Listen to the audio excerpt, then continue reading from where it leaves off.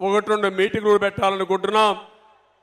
నేను పవన్ కళ్యాణ్ గారు అందరు నాయకులు కలిసి ఒకటి అమరావతిలో ఒకటి తిరుపతిలో పెట్టి ఆ రెండు మీటింగులు ఒక మీటింగులో ఉమ్మడి ఎలక్షన్ మేనిఫెస్టో కూడా అనౌన్స్ చేస్తామని చెప్పి కూడా నేను మీకు తెలియజేస్తున్నా.